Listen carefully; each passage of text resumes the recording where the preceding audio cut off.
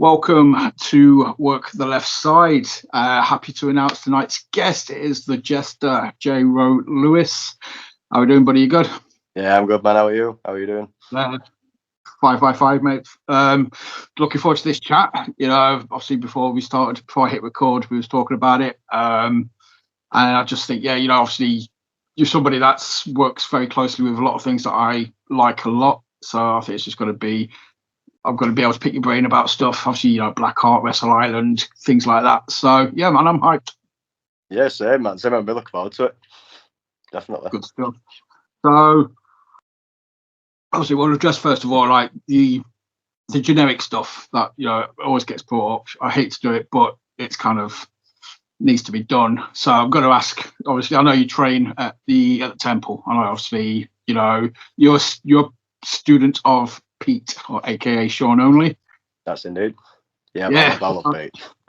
Yeah, that's the thing. I'm obviously speaking to you now. I've had Billy on before. I've had Sammy Blue, Josh Garler, and just everybody's just a common denominator seems to be Pete's awesome. Yeah, he is. He is like. I mean, when I started, I had a good trainer when I first started in Danny Steele, who used to wrestle a lot back in the day, but he's given up now to do bodybuilding now, to be fair. But he were really good to start off with. So I had a really good start when I started at UKW. So and then he left, and then it sort of petered out a little bit. We went to a different building, and then trainers got trainers, stuff like that. He want the same sort of thing. He want the same kind of thing. I was learning things, but not as much as I was when I first started. You kind of went like that, and you start to just level off, kind of thing. You weren't progressing. Yeah. It felt like I just plateaued. It was just that. I thought, that's it. This is it. This is how good I'm going to get, sort of thing. And then it wasn't until about maybe 2 years ago, something like that. It was actually Pete who asked me, oh, do you want to come down with us to Temple and then come train with me? And I was like, you know what? Yeah, I do actually. I actually do, because I want to try something new. I want to actually go out a bit more. I've always said, people want to go out more. They should actually go out training more. And I were preaching it, but never did it. So I was a bit of a hypocrite, for ages. And then I did it, and then now it's I've learned more in the last 2 years than probably I've learned ever. He's just shown me so much about how to work wrestling, how it can be entertaining, properly, for every audience, really. He's really good with that, everything to make sense and stuff like that. I love it. I love telling a story. So I think he knows his psychology. I've spoken to Pete numerous times. I know, for me, he's got one of the best brains, in the business and for training, kind of thing, because he can explain it. Yeah, you can explain what he means. You can kind of get the point across, and he understands the importance of, say, storytelling, getting heat, or how to get heat, especially, or how to garner sympathy for the babyface if needs be. Yeah, that's it. That's it. And then it made me realize the bits in between, how important they are, and he's helped me I don't even think he knows how much he's helped me develop to what I was, sort of thing. But it's night and day from what I was.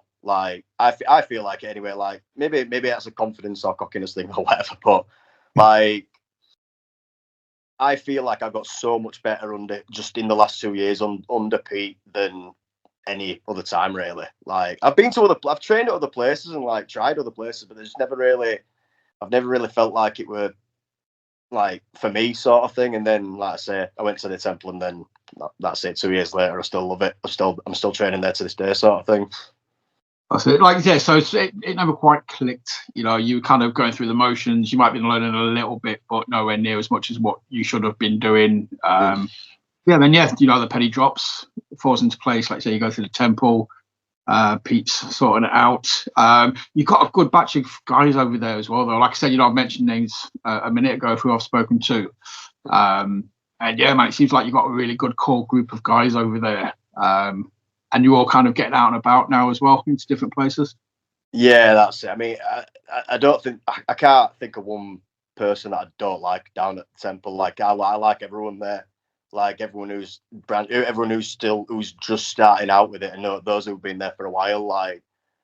I genuinely don't have anything negative to say about any of them because they all work hard, they all listen, and they all put the effort in. And like everybody learns at their own pace, but at the same time, if you're putting the effort in, then that's absolute gold. That's exactly what you should be doing, sort of thing. So I respect everyone who does it because like training's hard. You know, it's hard for anyone. Like, and if they're doing it and keep doing it, then I can't help but respect that. You know what I mean? So I like everyone there. Like, it's a really nice atmosphere. It's friendly. We kind of have a bit of banter and stuff like that. You know, it's fun. It's really fun. It's worth the 4-hour round trip to go and do it. You know what I mean? It's I was good. going to say, dude, that travel schedule must just be an absolute, like, say, at least it's worth it. You know, that's what everybody sort of says. Like, when I spoke to Billy, he was like, yeah, 4-hour round trip. I'm like, dude, you know, that's just, but that speaks volumes about what, you know, what you're doing there, what you're learning. Obviously, Wrestle Island as well. You know, I love Wrestle Island. I've got all the time in the world for them. You know, I'll always try and hype them up. So, obviously, you know, Peter's a top dude. He knows what he's doing there. So, you've kind of got your foot in the door at the temple, you know, ready. Obviously, well, you and I think the last Temple show, not the last Temple show, sorry, the last Island show. Did you and Billy not form a team?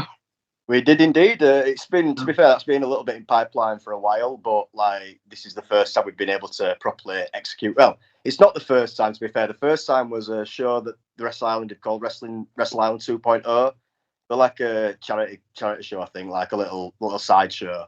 And we were in that as a team. Like to be fair, we just got thrown together at that point, and we worked out because we've got good chemistry in the ring. So we figured, why won't we have good chemistry as a team? And we did. Like it were fun. Like it were a 10-team gauntlet or something like that at Battle Royal or something. But it were fun. Like it were fun to just team with him and have a bit of a laugh with him. Like because I'm a character guy and he's more the serious wrestler. So playing off that, it's fun. And like I say, we enjoyed it. And like again, having more singles matches against each other, like at BlackHeart and other places as well. Like yeah, we said like we would make a good team, and like we just put it in pipeline, and then we're just waiting for that right moment to be like, right, this is the show, we can do it, and Wrestle Island with it. So yeah, I mean, you know, I can't put Billy out. I could sit here all this hour, right, and just sit here and put Billy over because I love the guy. He's the perfect like blueprint of a wrestler for me. Like he always says that his promos, he needs to work on his promos, but he's getting a lot better. And last one or two that I've heard of him, he's been really good. Like he's been proven. So like I said, I could sit here all day and put Billy over. But yeah, I think it's gonna be fun. Like it's gonna be fun to see what we can do. Like what gets put in front of us at Wrestle Island because there's so many teams we're ready to go at. You know what I mean? Let's see what we can do. I'm looking forward to it. That's the thing as well. Obviously, with you being, you know, from the island, the Liverpool fan base, man, it's like it's a community over there. So you know, you'll have their backing. They'll support you guys if that's what you want. If you want to go out there and get booed, you know, they will boo you because you know that's obviously you two guys know what you're doing to get that heat. If that's, you know, whichever role you guys want to play, you know, I think they'll get fully behind you. They'll cheer you if they have to, or they'll boo you if you want them to, kind of thing. So it's just, but obviously, yeah, we're talking about this. Billy's had his episode. I love Billy to pieces. Guy's awesome. I want to big you up this episode. I want to talk about you. So, but we'll come back to Billy again at some point, I'm sure, because obviously we're going to be talking BlackHeart. We're going to be talking a few other things. But you mentioned promos. I don't know how it works, you know, at the temple when it comes to like, do you have like special things for promos, or is that just more of a you learning it as you're doing it on shows that need you to do it? Because you mentioned BlackHeart, and obviously anybody who knows me knows I big up, you know, the weekly episodes of Unleashed. But there's more and more promos popping up in those episodes now, kind of thing. So it's like you guys being kind of thrown in at the deep end and be like, look, we've got this weekly show. We want you to cut promos on it. Go for it. Like for me, like personally, I've always preferred doing promos than I have to wrestle in a match. Like I love wrestling, don't get me wrong, like, but I've always preferred to do promos because I'm a gobshite. Like I'll just talk. I can make people either love me or hate me with what I say, depending on who I'm talking about, sort of thing. Like I've always just enjoyed it. Like even like back when I first started, and I were you know, awful. You know, I still enjoyed doing it because I still got reactions, sort of thing. But I've always liked it. You know what I mean? And like Pete does he'll do a session every so often, a promo session, just like get us to work different styles of it and different like you said before, like a promo is like a match. You need your ebbs and flows to the finish sort of thing, and yeah, it's fun. It's fun. I like doing it. Like I love doing it. I've always the way I do it is I try and feel it like I actually don't like this guy. I actually, even though if I could love him, but like in that moment I don't like you. I want you to that's it. That's that sort of thing. Like I can just like, I don't know, it's like a little switch in my head, and like I'll think of things to say,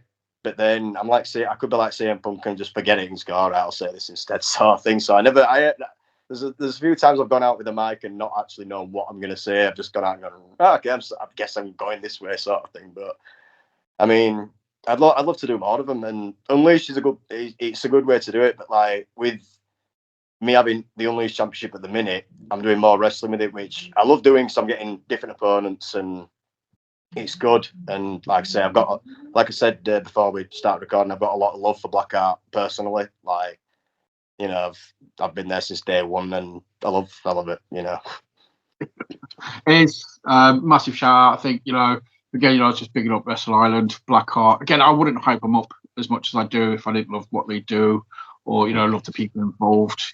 James is awesome, Lawrence is great, Adam's boss. But the roster as well, Ellis and Pete, obviously two quite OGs of Blackheart, heavily involved. They're both amazing human beings. Well, irony is, Ellis was actually the one who taught me how to bump in my first session. Where at? So UKW. This was literally when my first session. He was the one who taught me how to do bumps and then showed me a little bit of like simple tech. So yeah, that's a little. I'll always love Ellis for that as well. So I just thought I'd say that. Oh, yep. Shout out to Ellis. Guy's awesome. He loves comic books as well, so he's okay in my books. Like I said, the promos though, that's the thing, because it's becoming more and more important for me. I think anyway. Looking at what you guys are having to do all the time, you can't just get by and having good matches or great matches. You need to be able to cut a promo now. You need to be able to get the point across. Thanks to things like YouTube and Twitter, social media's just turned it up a notch, and you guys have got to I think you've got a head start on it, like you say, because you just enjoy doing it anyway. Yeah, that's it. Like, I mean, shows. The reason we do this is like shows have a story to it, and the way to tell that story is sometimes you have to talk. Like I've had it before, where I've done a match, and let's say we had 10 minutes, and I only know this because they timed it. I went 6 minutes and we didn't touch each other, just because I was being a gobshite and just because I was just doing this. And apparently for the first 6 minutes we didn't touch each other, but because they were that into it, it was like we didn't need to. And obviously we did get into it, then we did do the match and that. But like sometimes I can take that too far. I can talk too much. And I've learned like recent years like to reel it in, sort of thing. And I've not been told of oversteps at any point anyway. But like, yeah, I know now when to cut, when to stop, and like get on with it, get on with the next bit, sort of thing. So, and that's a learning process as well. Like I thought I had that, like I say, a natural speaker anyway. I just thought, oh, it's going to be easy, that, and then learning as you go, sort of thing.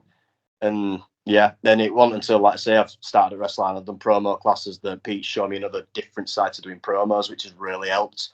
So yeah, like I say, I love doing them. I love them. Well, that's it. I mean, like I said, it's like anything. It's like, cutting promos, doing stuff in the ring. It comes with confidence, it comes with experience. It's like when you're doing moves, sometimes you can do too much and it takes away from what you've done previously, kind of thing. You have to step back for a few seconds to let the audience kind of embrace what you've done, or just understand what you've done. And it's the same with the promo, I presume. You've just got to be able to take that pause and be like, right, crack on.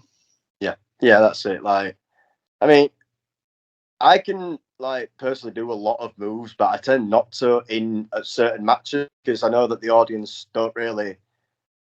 They know what they're watching. They know that he's wrestling. They know there's going to be some quick spots, but like they don't react as well to that than a lot of audiences anyway. Like they don't react as well to that than they do when you tell them to shut up or when you tell them to get up or whatever. Like one of Pete's quotes is different strokes for different folks, and it's perfect for wrestling crowds in Britain anyway. Definitely. I mean, especially BlackHeart. I mean, you can sort of, those guys come to those shows, Geisley, and they know what they're like. They know what they don't like. I mean, I've spoken to a few people, and they've been like, you could have like, Liam Slater versus Leon Slater, and it would get a mild reaction. But you could have JayRow Lewis versus Ian Creep, and the roof would go nuts. Yeah. Just because of like the character work. That's it. That's it. Like, and it's not to discredit like that kind of wrestling, like Leon Slater versus Liam Slater. There's that. It's brilliant. Like, it's real. It is. Yeah, it's top tier. But some audiences just don't. They just want character. They want to be there for the show rather than the moves, I guess. But most of them anyway. Like there are audiences who do want the moves and do want to see some good wrestling, which is again it's a preference in it. But it's everywhere I've worked, I've always been character audiences. So most of the time it's been easy to get like a reaction. It's been easy to do what the promoter wants you to do, like when you face or heel or whatever. Just because. Well, they're like if you involve them, they react, and that's a lot of what wrestling is. It's audience participation. Like you've got to get them involved for it to be a good show. Like I mean, look at Backlash, the WWE in France. Like that French crowd were unreal, and it made the show 10 times better. Like the wrestling were a bit mundane, but the show were brilliant because of that crowd, and it works. Yeah. Oh, exactly. That's the thing. I mean, at its core, it's. That's why I like the family shows or the holiday camps and stuff. They sort of say those places are the best places to like learn your trade because you've got to engage the audience. You've got to see what works, what doesn't work, and those audiences will be brutally honest with you. So if you can get something over, jobs are good kind of thing. That's what I kind of like about BlackHeart is that audience kind of seems the same. Where if they like you, man, they love you to pieces. Or if they hate you, they love to hate you. But if they're not enjoying it, it's just like, oh damn, okay, freaking tumbleweeds going across kind of thing. It's like, okay, right, cool, yeah, we'll send like Ian Creep out or JayRow Lewis or somebody who can just get that heat or get on a microphone and just get a reaction. Yeah, so, yeah, that's it. Like, there's nothing worse than a deadpan audience. Like, there are times when it should happen, like in the right moments, but like if it's happening when you're actually wrestling and trying to get them to react, it's not working. Like, there's not worse, but. Like I've had that before. Like it's horrible. It's an horrible feeling. You're trying your best, and you're like, "Oh, they're not doing it out. Let's just take it home. Let's just go home." But yeah, like a lot, it helps. It helps, and it's an adrenaline thing. Like if they're reacting and they're into it, you're more into it. Like yeah, exactly. Like it's unreal. Like I remember this one match. I think we've actually got her on soon. We're against Alfie. She'd come back from I'll let her tell you about that. But she'd come back from an injury and. I were her first match back, and we'd planned the match because obviously she'd just come back. I wanted to make sure she was all right and safe and what have you. And like I just remember, like we were able to talk like I'm like at this volume now, like be able to talk a normal conversation because they were that loud. Because they hated me and they loved her. It was just so loud. It was like we were even like I had an office man like, oh my God, I can't even hear you. I'm having trying to like talk to. I can't even hear you. Like that were probably one of my favorite matches because of the crowd. Like it was a good match anyway, but like the crowd made it so much better and it made it so much easier to work. And they loved it. Like they loved her and they hated me. It was good. It was good. Like I love perfect combination. That's it. They loved it. Dude, they got awesome. what they wanted. Like I say, when you get those reactions, I can't. I've spoken to like people sort of say like you summed it up perfectly there with like adrenaline. It's just that kind of rush you get. It's kind of like that's why I can't even imagine like what you guys feel when you step through like the carpet. Just whether it's in front of 50 people, 200 people, 500 people, 5,000 people. It's just the fact that all eyes are on you. And if they start cheering when they're meant to cheer, if they start booing when they're meant to boo, you're there like a puppet master just pulling the strings and just getting this mad adrenaline from it. Yeah, that's it. Like, I mean, it's for me. Well, for me, it's easy anyway. But like, I feel like it's only easy if I've got the right person to do it with. Yeah. Like, there's a lot of times where, like, for example, last Sunday when I had Tyler Adams, like, he went out there and just did his gimmick, did his job, and they hated him within 5 seconds of him being out there. And I mean, they love me now, but like, there's still some people who are a little bit like that with me, BlackHeart fans, and like on Sunday, where everyone loved me because he just went out there and won a good heel, and it worked. And I barely had to do, as a face, I barely had to do anything. I was just, oh, yeah, okay, yeah, fair enough, yeah, hi guys, yeah, that's it. Just like, my job's already done because someone else has done it for me, sort of thing. And again, that's why wrestling is a two-way thing. You need that right for it to be really good. You need that right person with you, sort of thing. Definitely, that's it. I mean, I can't imagine, But the thing is, though, sometimes it's it's neither person's fault. Sometimes it just doesn't click, or it just something doesn't quite work. But yeah, like you said, then if the heel goes out, especially if you're working face kind of thing, if the heel goes out and it's just a dastardly heel, yeah, your job's done for you. You can go out and just be like, yes, bask in the glory. Everybody loves me, thanks to that guy being a twat. Yeah, that's it. I mean, a good example of it were when I actually answered Sean Only's open challenge for True Grit back in, I can't even remember when it was, to be fair, but I remember that, and I genuinely thought, like, I'm getting no reaction. They don't know me. Like, I'm going out there to get squashed. They're just gonna like boo Pete or whatever. But they booed him that much that when I went out there, I actually got cheered, like proper, like everyone, like I were an hometown hero or something. I remember there's a photo, one of the photos taken. I'm actually out and I'm like that, like, all right, that's weird. I wasn't expecting that, but because Pete did his job so well, it was just like a job already done. And I hit the only move I hit was actually the cutter, and that got that it shook the room. Like, it felt like, for me anyway, it shook the room, and I'm like scrambling over to get pinned. I'm like, wow, that was huge. Like, but again, because he did his job so well, it just made it perfect. It just hit it, just easy. So was that left bank? I'm sure I remember that. I kind of lose track of matches. It were in York. It were in a school in York. I can't remember the name of the school though. I've only been to a couple of York ones, and he hasn't done the open challenges at the ones I've been to. So yeah, I would have missed that one then, because that's cool. Because again, if you ever get a chance to go to left bank, man, it's hopefully we'll see you at left bank at some point, because it's a great place, great venue. But yeah, like I said, it's just, I love those open challenges though, because obviously, Billy's done it.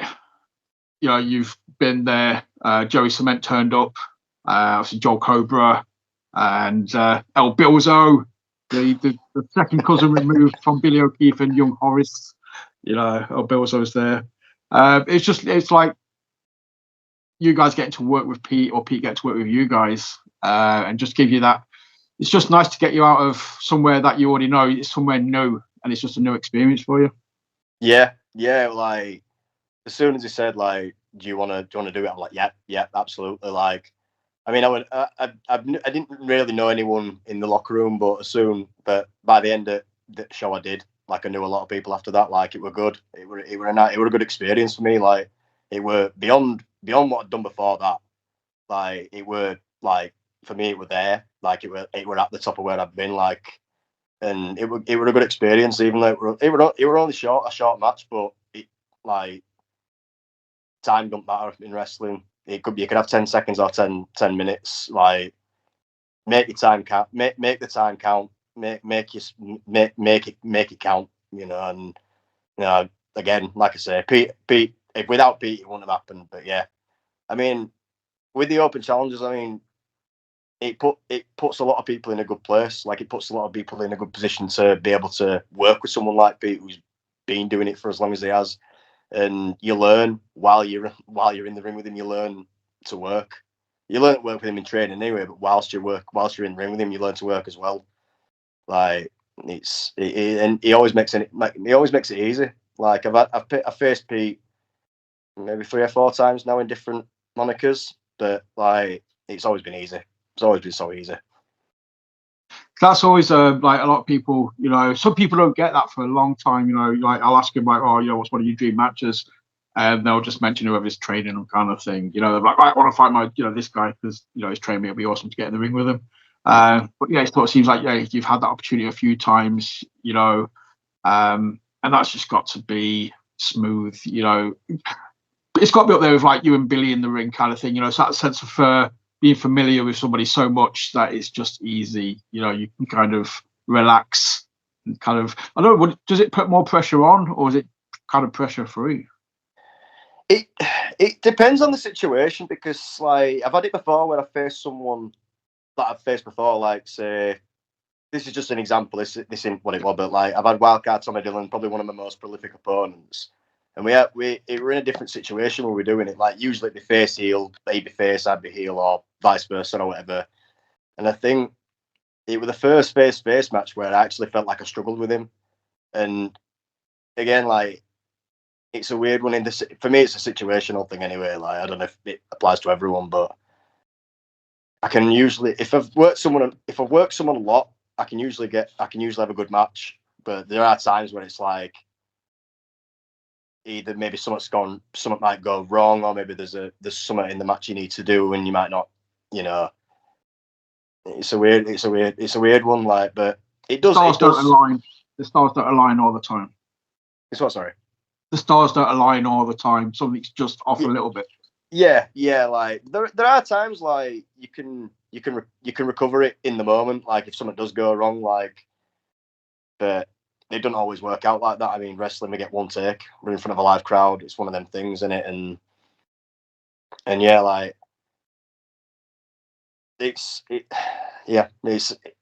really does help. It does help. It helps you develop yourself as well, because you can try different things that you haven't done before, especially with someone that you do know quite well. Like, say you've done many matches with him, it's like, oh, I want to try this move this time, or I want to try this spot this time, or that can help you develop as well. Obviously working different opponents helps as well, but like having the same person can also help you. And like me and Billy, like pros and cons both ways, isn't it? Kind of thing. You've got to have that trust. If you've got that trust with somebody, then, like I sort of said, you can probably be more experimental because you trust them to look after you. Yeah, that's it. Like, again, there's only select few people that I've done like bigger moves to, sort of thing, because I faced them over and over again. Like I say, I can do a lot of moves. I just haven't done a lot of moves because for me, it needs to be in the right moment. It needs to be the right time. It needs to make it make sense. And if I don't have to do it, if I don't have to do a high spot move to put my body through it, I won't. And not to say I'm lazy, because I'll work hard. I work hard all the time. I work as hard as I can, But if there's a time and place for it, then yeah, let's do it. But I mean, I've learned that the hard way, though, over the years. Like, when you think about like wrestling and like all the stuff you want to do, like try something out and it don't work, it's, you learn from it and move on, and that's what helps you. Again, that helps you work as well, making mistakes. That helps you improve as well. You work smart, basically. Yeah. You've got to do. I mean, especially if you want to keep doing, like, if you want to do it for a long time, you've got to work smart. You've got to be careful. You've only got one body. You've got to be careful with it. Yeah, you don't want to be. Yeah, you can't bust that. Plus, as well, it kind of dilutes the move. If you've got that move in your arsenal, to bust out as of whenever you want, why would you do it every time? It's just like, if you're working face and the bad guy's beating the crap out of you, and the audience has never seen this move before, but you have to use it, to try and win the match. That's just means so much more than if you did it in every match anyway. Yeah, of course. I mean, there are moves you do in every match, but that's because people know what they are. They're like, oh yeah, he does that move, or like it part of your comeback or whatever. But yeah, you can't. Again, like I said before, like a lot of British audiences don't not necessarily care about the moves, but they appreciate character more. They appreciate the wrestler more than the move itself. So break the big moves out when you need to. If you don't need to do it, don't do it. It's sort of thing, like, yeah, but like I say, I can do a lot of moves, but I haven't done them simply because, like I say, find the time, find the place. You don't need to do them. Don't do them, kind of thing. I say don't dilute them. Like I say, because you're more character, that helps.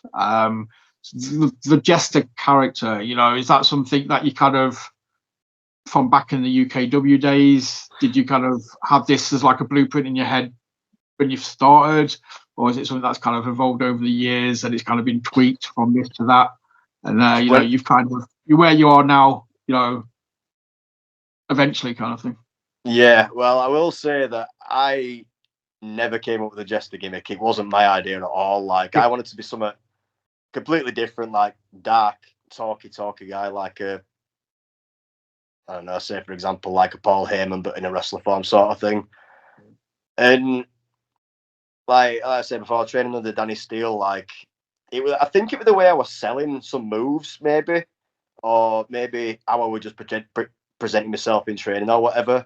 It was just like, what you could do? You could play a really good gay Jester, and I was like, let me try it. Let me see. And I were against it at first, and then the first 2 or 3 matches that I did it, people loved it. Like they were all over it. Like, and it was that reaction. Like say 3rd, 4th, 5th match in, they still loved it. They loved it even more. They were reacting even more. It was just like, maybe I've got something with this. And then, yeah, like you say, over the years you develop your character more. And I'm still a Jester, but like now I like to say I'm now the present day Jester. Like I'm not a whimsical hat wearing guy. I'm the person who you would see in the present day. Like, I'm still what a Jester is, but I am what they would be today, like hidden in plain sight, average looking Joe. And then, when the time comes, that's when the Jester does his business. And it's a difficult one because I'm also like I like to develop characters as well. Like I've always said, I can think of great gimmicks for other people, but for myself, I ain't got a clue. Like that's why I've just decided to just develop what I already know, sort of thing, rather than try and change away from the Jester.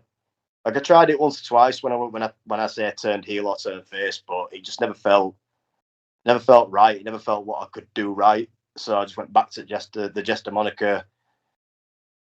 I think it was during pandemic, because I remember during the pandemic I never really stopped wrestling. There were 1 or 2 places that I was working for that still put on shows, like a bit further on when like lockdowns were a little bit restricted.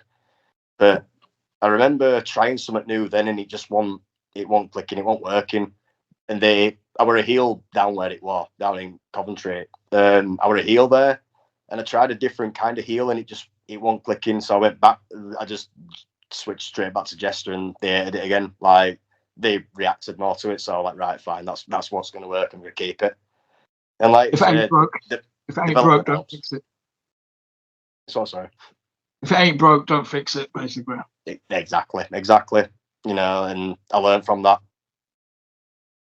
It's like I say, I could go so deep with what the character is, but you need the time and you need like the story to go with it, for me anyway. I mean, you can portray it on like social media and stuff like that, but you need that live audience to put it across, like to put your stamp on it and make it a thing. And there's only a certain place where you can do that on the regular. But like I say, I could go so deep with it, but obviously you've got that at BlackHeart, that helps. Like I said, the weekly episodic stuff with BlackHeart's got to help. What you're doing at the island as well. But always kind of, somebody mentioned this to me ages ago when it comes to character stuff, is when you're developing a character. Again, this is something that's, some people say, yeah, definitely. Other people are like, no, it's bollocks. But when you've developed your character, when you're trying to work on the character, work out on what he would do in the ring, what decisions he would make. To have an origin, you kind of have like an origin story for your character. That kind of sets the moral compass, which then kind of justifies the actions going forward. I mean, yeah, like I say, when I first started it, I wasn't totally into the gimmick, but then once I realized it was working, I started like then looking into how I would like develop it and like make it work properly. And there is a stigma to that. Like, it tells a better story. Like, if there's a reasoning behind, like, why would a jester fight in a ring? Like, he's supposed to be there to entertain the masses, entertain the crowd by telling jokes and juggling and dancing and what have you. Like, why would he fight? So there needs to be a reason behind that. Like, and it's the same for a lot of like gimmicks, I guess. Like, there needs to be a reason why they are in a wrestling ring. There needs to be a reason why they are fighting. You know, like, and like you say, you just find your way. You find your way doing it, and the origin stories do help. Personally, I think they do anyway. I don't know about anyone else, but I think they help. I agree. When I got it explained to me, I kind of think I was like, it makes sense because especially with like wrestlers when you're working storylines, when you're working, for example, like you get a belt. Would my character want the belt? Would my character be driven to get the belt, or is my character there just to hurt people, or is my character there just to entertain people? Getting the belt, is that secondary to just the entertainment side of things? Obviously, it varies for everybody, depending on the character. It's up to you to sort of make that decision and see what works, I suppose. Yeah, that's it. Like, again, different audiences, different companies. Every promoter has the different ideas. So you go with what they want to do with it. So even having that belt and like, say for example, at Unleashed, I am the heart of BlackHeart. I am the fighting champion. I'm always the underdog. I'm the smallest one there. So that's what I'm putting across at the moment until there's a development in that sort of thing. But like, there's been times when I've had like the championship and like I've been a chicken shit. So it's like I've been the top guy. Like at UKW, I was the top guy, but I was a chicken shit. So it were quite a funny dynamic. Like, I'm the man. Obviously I cheated to win it, but they were like, I'm the man. Like, no, you're not, sort of thing. And it were funny to play into that sort of thing. But like, sorry. So I think so. You've been facing, you've been heel, so you know both sides of the coin, kind of thing. So, is the saying true? Is it easier to make people boo you than it is to make them cheer you? Again, or does it depend on who you're working with? Again, like you said earlier, I suppose you could be in a face is piss easy if you're working with a really good heel kind of thing. But if it's just down to you, if it's all the pressure's on you, what do you find easier, getting cheered or getting booed? I'd say I prefer being a heel, but I do, because of my size, and if I'm in there like a big person, I just automatically get a few people cheering me or like giving me sympathy. So for me, it's easier to be a face, but I do prefer to be a heel. Like, I can be a decent heel because, again, I'm a gobshite. I can just tell people they're idiots or whatever. And but for me, it's easy to be a face because I can be an idiot myself and like just make myself look foolish, and they love it. And again, with me being small, if I take heat, it looks awful compared to a big guy. You know what I mean? So they get a lot of people get behind it. I think I would always imagine being heel is better just because you get to be, like you say, you get to be a gobshite, you get to be twatish, you get to just wind people up, and it's just, as much as people don't want to admit it, in that kind of sense, it's just fun. Just getting to be the bad guy is fun. It's not like you want to be the bad guy every day of your life. It just makes any pent up frustration. You can just be like, right, got it. I'm taking it out on the audience tonight. I'm going to call them all a bunch of idiots, and I'm going to feel better about myself. That's it. Yeah, it does definitely help. That like I say, I find that in a thing of they are idiots. I don't like them. They don't like me. I'm going to call them all idiots. I'm going to tell them they all need a bath or whatever. Like, and it works. 95% of British audiences, it works. Like they want you to call them an idiot as a heel, or they want you to high five them as a face. Yeah. So they want you to show out. They want, as a face anyway, they want to sympathise with you when you're getting beat up. And it's being a heel is fun though, because you feel, I don't know, you feel like there's a bit more adrenaline behind it. Like there isn't a face when you're doing like a comeback, say for example, but as a heel, I don't know, there's something about the people just booing you, and you're doing your job. I think it is because you're doing your job right. And if they're booing you as the heel, you're already home. You've already done your job. They've already got the money's worth. So maybe it's a satisfaction thing, maybe. Probably it could the be same good. as a face, but I feel it more as a heel myself. Like I said, I just think it's the escapism of being able to be like I say, just being able to be a twat. And then as soon as the bell goes, and you get back behind the curtains, you can be lovely again. It's fine. You're not really a twat. But for that 10 minutes, you can go out there and just be like, yes, I can just do what I want to do. I have to answer to no one. Right, let's just tear this up. And I'm just going to insult everyone. I'm going to kick people in the nuts. I'm going to do whatever I want to do. You got that freedom. I suppose you got more freedom as a heel than you have with the face. I can imagine a face being a bit more restrictive. Yeah, definitely. Especially if it's a new audience, like you're going out there as a face for the first time. It's you can't go too far. You can't beat the other person up because it makes you look like the dick, sort of thing. But obviously, to win, you've got to win the match rather than beat them down. But yeah, it's not easy. It's not easy. So obviously you mentioned we talked about BlackHeart Unleashed. When you got awarded the Unleashed title, again, different people, different mindsets, different logics. But when a company puts a belt on you, to me, that's just like a huge sense of justification. It's like a massive thank you and just an acknowledgement of everything that you've done and that you're awesome. Yeah, definitely. Like I understand the premise that to say the title is a prop in wrestling. I understand that because essentially it is. But at the same time, if the promoter sees you as that person to carry that championship, I feel pride in it. Like I do.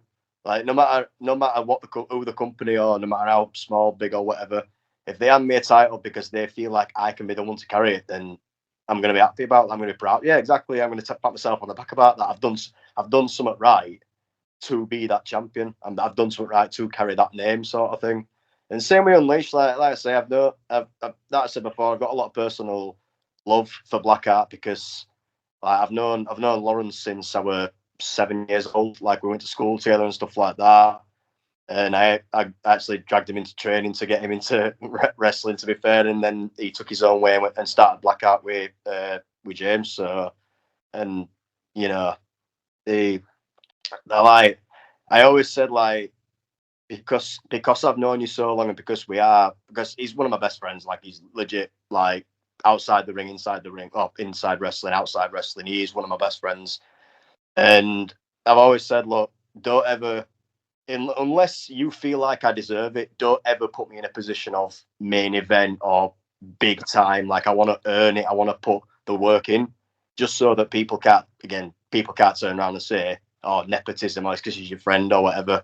So yeah, I put the work in, and they said, "Look, we've got no choice. We're gonna give you it. Like you've earned it, like 100%." So, and yeah, I probably felt like, not to discredit any other title change, or title win or whatever, but like that, I probably felt proudest to win that one because I know that I'd put the work in to get it, sort of thing.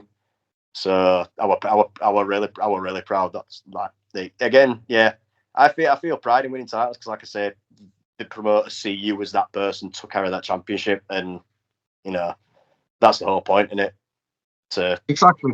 So that's it. You mean job well done. I recently watched Iron Claw, and they kind of explain titles and that really well. It's just like you get a promotion at work.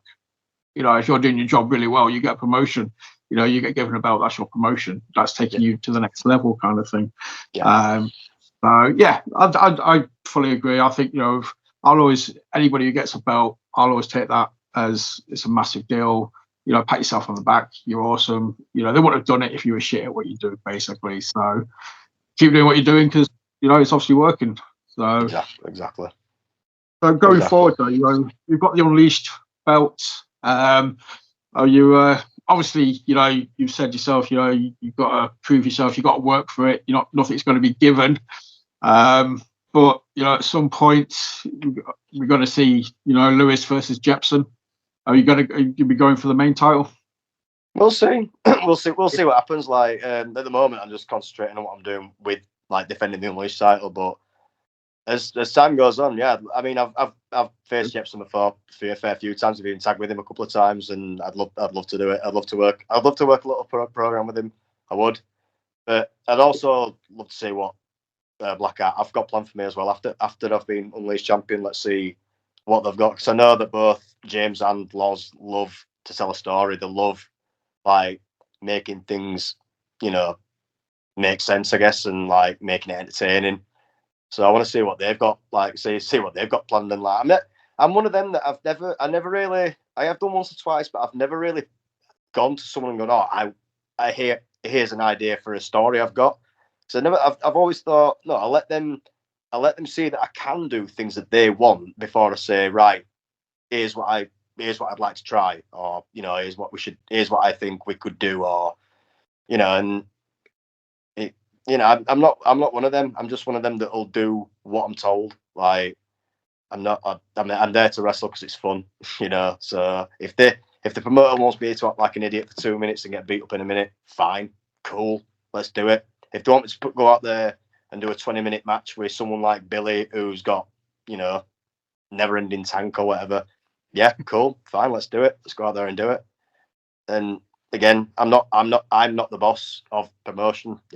I'm there to do the job they want me to do, and that's it. And there's a bit of a satisfaction to it as well, especially if you do it well. If you do what they want and you do it well, then they praise you for it. It's satisfaction. You've done exactly what they want. Like it's a personal satisfaction as well. It works. Oh, again. Yeah, exactly. Again.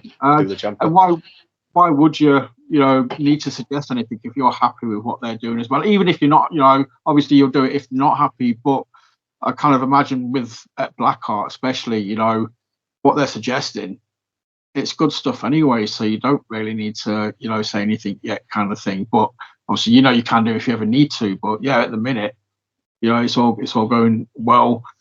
Just mouth shut, crack on, be professional. That's obviously what you're just basically saying. You're a professional wrestler at the end of the day. That is the job. They want you to do something. You turn up, you do it. You be professional. Yeah, that's it. I mean, at the end of the day, the promoter's got you in because he feels like you could do that job for him. So go out there and do it the best you can. Again, wrestling doesn't always work out the way you want it, so sometimes it don't work. But that's the whole point of trying. That's the whole point of doing it. Like, try something, see what sticks. If it works, then go with that story. If it don't, try something new. Promoters are the same. Like, I can imagine anyway. Like, I've again only speaking to Loz and like getting his side of booking and stuff like that. It's not. I don't think it's something I'd want to do personally. Like if someone said to me, "Oh, can you book this show?" I'd be like, "Yeah, go on, then I'll give it a go or whatever." But I don't think I'd be able to do it as a promotion. There just seems so much stress behind it. Like even just little things just seem to build into bigger things, and just it feels like it had just wrecked my head. Yeah, while I could think of a great story, but to book a show, I don't think I could do it.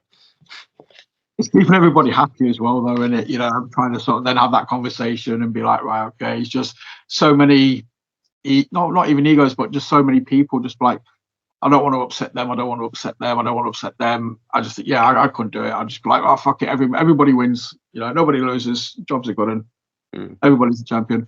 Going on about the Jepson thing, though, man. JayRow 2 belts. It's got a ring to it. That's all I'll say. We'll see what happens. I won't say no to it. That's it. I'm just JayRow stood there, 2 belts. Bosh. Jobs are good. So I don't know though. I was saying that. Obviously, you go for the title. I'd love to see you and Gung Ho in like a best of 7 or something. If that's just on the mic. That'd be funny. I'd love that. To be fair, I think we create something decent with that. I think we would. Like Gunno, I love what Gunno's doing on Unleashed. Like not just his editing, but he's him on Unleashed is just like I were on the last Unleashed with Billy, and I kind of just skipped that to watch Gunno and Sammy's story just because it got me so enthralled. I was just laughing my head off with it. I like to say I love Gunno. I love Sammy as well. I love Sammy. He's one of my at the moment. He's one of my favourite people. I will say that. Sammy's also. I've had the pleasure of meeting him a few times at like True Grit and stuff, especially when he came out as Super Rojo. I think at the last left bench, and it was just like, oh, obviously, I was speaking to Billy about him wearing a mask, and he was like, it's fucking awful. He hated it, kind of thing. I was like talking to Sammy, well, again, another Josh, calling the curtain back, we'll call him Sammy. I was talking, he's like, oh no, it's fine, it was really nice. He was lucky enough to get like a fitted mask, I think. Whereas, poor Billy kind of just ripped all over the shop. No, I hate wearing a mask. I don't want to give it away, but I do have a mask moniker, and the mask. I don't like wrestling in it. Like, you've got this. You can see what you're doing, but like, there's that weird. Yeah, it's a weird tunnel vision thing. Even though like, my mask is like it's an old Rey Mysterio mask, and the slit it's quite wide. You can see out the sides. But for some reason, when you're wearing it and it's over your head, it's just that. You can only see that. And I remember once I got a curb stomped by Pete, and I've just felt that. I couldn't see it. I just felt it. And there he is. Like, yeah.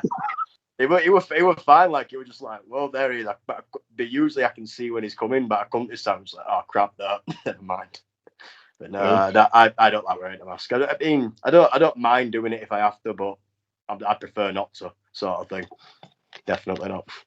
That'd be a no. So, full respect to anybody who puts on the mask and wears the mask, because, again, I can only imagine, like, the tunnel vision kind of thing. But on the flip side, I've known people that wear them and just be like, they love it because it just, the total abandonment of inhibitions. Like once I've got the mask on, it's like, obviously fans, in their head, it's like, nobody knows it's me. I can go out there and do whatever I want to do, kind of thing. People don't know it's me. It's like, yeah, but we do. But no, we don't. That's it. I mean, I'd like to be able to like wrestle with it on, but again, a preference thing. I just don't like doing it. Like, again, if I have to, I will, but I really don't want to. And I wish I did, because then I'd wear it all the time. I'd wear it now. You know what I mean? I'd wear it all the time. And I get so used to it, just be a thing until I'm like out on the street or whatever, and no one knows who I am. But it's just that it'd be just something funny, But I just don't like doing it.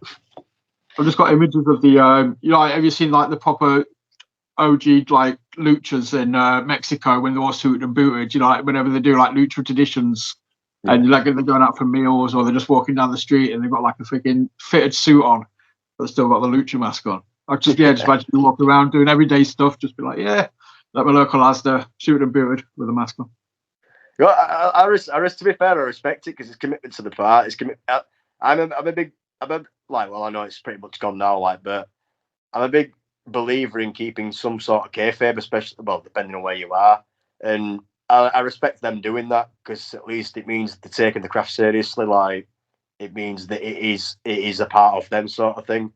And I've always liked that about like people who do that sort of thing. Like, say for example, like MJF, like he's never out of character, but like I respect that because he's just keeps on doing it, and it makes people want to hate him, and it makes people want to see it. And for luchas, I know it's like more of a case of I want to see what they actually look like under mask, but at the same time they want to keep watching them because of that reason. They just keep watching them anyway, so they're getting more eyes on them regardless. So respect. It's just respect from the promoting themselves. No, definitely. And I think it's, it takes a special, like say, dedication to sort of not be able to obviously turn it off sometimes, but just be able to channel it and just make it the norm. You know what I mean? To these guys, it's just, it must just be the norm and be like, right, okay, I am this person, I don't know, fucking 20 hours a day kind of thing. Okay, till I take the mask off when I go to bed, and then I can be Bob for 4 hours, and then I wake up and I'm, the lucha again, or whoever the character is. But it's a dedication, and it's that kind of drive that pulls you forward.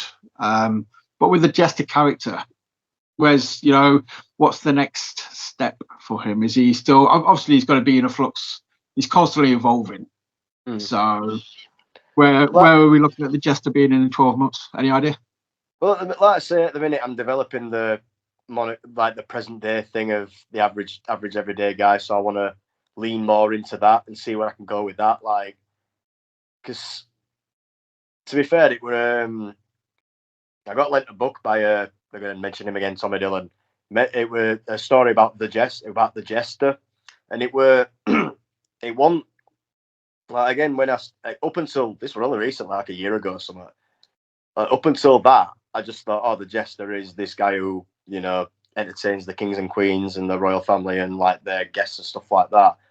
But then reading this story were about a guy who became a jester to like get revenge for his family and stuff like that. And I'm like, oh, that's actually something I could actually go with. And then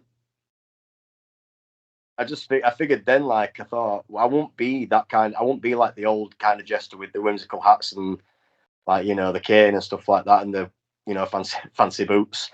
I'd be the present day one where I'm the average Joe. I'm hidden in plain sight until, surprise, I'm here. And then my form of entertainment is, again, depending on what side of the coin it is.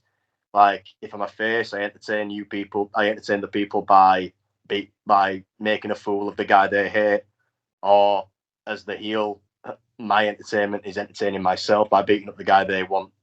You know, they want to win. So it's just developing on that now. So next 12 months, we'll see where it goes. Like, again, and also tagging with Billy. With this playtime, I feel like it's something I had an idea for quite a bit ago, but when I first did it with my old partner, ended up getting injured and unfortunately stepped away. So I kind of like put that to the side, and then, like I say, working with Billy, coming up with ideas about being a team, and then, you know, just pull the trigger on it and said, right, we'll do this. So I want to see what we can do. I want to see what kind of things we can, like, get up to, I guess, like see what kind of magic we can make. Because, like I say, 1-on-1 we're great. So let's see what we're like as a team going forward. That's the thing as well. I mean, there's so many stories of, you know, great tag teams. Obviously, like for the first few years of their careers, being like the best of rivals, and then, you know, they, like I say, the chemistry's there. They just come together and work as a team. But that's the thing as well. Like, obviously, like I said it before, Wrestle Island is going to be a great place for you and Billy to do the team thing. You know, get the, trying to think of the word, put the shift in, go get things learned. You know, you're going to be able to try and know stuff there a little bit more probably. You're going to be able to get it down to like a fine art, and then obviously go on the road. You know, because again, Wrestle Island is a company that's got eyes on it. If people see you doing well there, you know, same as with BlackHeart, you'll start getting on people's radars more and more and more. So I think tag team wrestling's coming back. Well, I'm not saying it's not coming back. It's already back. It's been back for a few years. We've got some amazing tag teams. So I think, yeah, you guys, you know, could be in 12 months' time. You know, I want to see you guys tearing up with like Act 2 or Crash Boat or, you know, people of that kind of caliber. I think you guys would. I think you two and Act 2 would have a banging match. That's my shout. I'd love to do that. I would. Like, there's not many teams that I think, oh, I won't want to face them. There's so many teams now that I'm like, yeah, I'd love to face them. I'd love to face them. Like, again, some are character based, some are like, say, Act 2, like fast paced match. Mate, like, I reckon we could make a really good match. But I'd also like to face someone like Forbidden Planet, like, was it Starkiller, Dave Birch and Nathan Steen, like, again, character, like, create something with them. That I think that'd be pretty cool. And there's others as well, like at Wrestle Island, like there's the quintessential guys and stuff like that, like training with them, like at the temple, like we did. You know, like to see what we could do with them as well. And there's so many. There's so many about. Yeah, let's see. Let's see. I'd love to face it. Like I say, there's not many that I wouldn't. No, to be fair, like I said, you know, you talk about those guys. You know, I'd like to sort of see, you know, you guys against like a recent Rogan. You know, the smaller guys against the big guys. It's a story that writes itself. You know, you guys go in there. You know, don't stop moving. Oh crap, you stop moving. Oh shit, you've just been hit. Kind of, you know, that logic. Right, last question. I'll kind of just hit the hour mark. Right, so singles and tag. Again, it's one of those things that splits people. Some people prefer working singles because they like the attention. Other people like working tag more because it's different. It keeps it fresh. You know, they get to have a rest on the side of the ring for 5 minutes occasionally. But do you have a preference? I do prefer tag wrestling just because, again, being a gobshite, especially as a heel anyway, being a gobshite, shouting at the audience whilst I'm on the side of the ring while my partner's doing some damage or whatever. But I mean, I do like singles wrestling though, because I'm one of them that I don't like planning a lot in a match. Like, I like to plan the big spots or the things that we need to get across. But other than that, I'm more than happy to go in there and just go. Like I'm happy to call it. And I do like singles, but I think especially at the minute now I prefer tags. I just prefer tag wrestling because there's a lot to it. Like I'm learning again working under Peter Wrestling. There's a lot more that I don't know about tag wrestling, which I'm now learning and actually enjoying as well. So yeah, I think I prefer tags at the minute. Like I say, I suppose it's kind of fresh, it's different, and it's kind of like you sort of say you just got a bit more, freedom to do stuff. Plus as well, like you say, being a gobshite, you can get in the ring, talk trash, get out, let your partner deal with it. Yeah, that's it. Like, and again, depending on who I'm tagging with or who we're against or whatever, there's plenty. There's so many ways that you can get people to react or do something that they really want to see or they really want to hate you for or whatever. Like again, it's like when you're working with someone that you worked with a lot before. It's the same with tag wrestling. Like if you work a tag team quite a few times, there's so many ways you can change it and make it develop, like say the rivalry or develop it for different promotions. Like when you work in different places and what have you. It works all around. It works like all the time. So I guess reps help. It's like we touched on it before, dude. The more you do something, the more experience you get, the more you learn. The smoother it gets, the more comfortable you feel. But yeah, dude, that's awesome. I'm looking forward to honestly the tag team stuff. I think you and Billy is going to be amazing. I sort of say I generally think within 12 months you guys are going to be tearing it up in various promotions as a team. But then again, you'll be doing that in singles as well. So it just doubles your booking opportunities. Now you can work somewhere as a tag, you can work somewhere as a single. So I expect to be popping up a lot more over the next 12 months. Hopefully so. Like I say, I'm not one of them that really tries to push myself to different promotions. Like if they want me, then okay, let's do it. Like let's work. I've never said I'll not, unless it's obviously for like a dangerous environment or whatever. I'd never not work for someone. Like I'd work for any promotion as long as they're putting on a safe show and I know that I'm going to make it out alive. So I'm never against anyone putting on a wrestling show. So yeah, we'll see. We'll see what happens. I'm happy where I am, but I'm also happy to branch out, get out there. We'll that's it, man. Like I say, fingers crossed. Sometimes you'll just find, like I say, working at Wrestle Live is going to get eyes on the prize. That'll get you on people's radars. If they then approach you, awesome, fingers crossed kind of thing. If not, obviously, just keep doing what you're doing and doing it well where you are, and obviously collecting the belts. So, and the Jester thing, man, for me, I think a Jester can be slightly maniacal, and it can have a dark side if needs to be at any point as well. And it's just a fun. Like I said before, I can go really deep with it. So we'll see what happens. See what, like I say, in 12 months' time, let's see where I'm at. Let's see where I'm at in this development sort of thing. Even I don't know at the minute. So that's what makes it exciting, though, dude. That's the good thing. That's what I love about, like, especially when I talk to people who have got the characters. Is I'm not just excited to watch the matches. If I know the person gets the character, I'm excited to see how you develop it, because I know the character.